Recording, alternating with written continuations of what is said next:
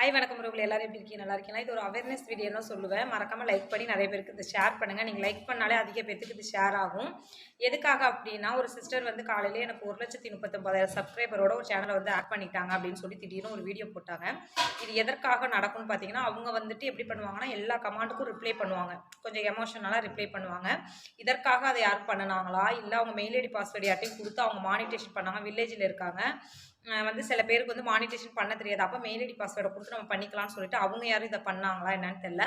அதனால முக்கியமாக மெயினாக தெரிஞ்சுக்கோங்க. நீங்கள் வந்துட்டு மெயில் ஐடி பாஸ்வேர்டு கொடுத்தீங்க அப்படின்னா, நீங்கள் மானிட்டேஷன் பண்ண தெரியலை, நான் மெயில் ஐடி பாஸ்வேர்டு கொடுத்து அவங்க எனக்கு பண்ணி கொடுத்தாங்க அப்படிங்கிற பட்சத்தில் நீங்கள் அவங்க கொடுத்த உடனே உங்களோட மெயில் ஐடி பாஸ்வேர்டை இல்லைனா பாஸ்வேர்டை பர்சனலாக உங்களுக்கு மாற்றிக்கோங்க.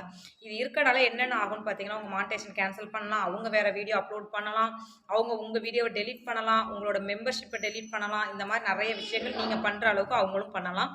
மெம்பர்ஷிப்பை அதிகப்படுத்தலாம். இந்த மாதிரி மெயில் ஐடி பாஸ்வேர்டு இருந்தால் அமௌண்ட் அதிகம் பண்ணலாம். இதனால சேனல் ரொம்ப அஃபெக்ட் ஆகும்.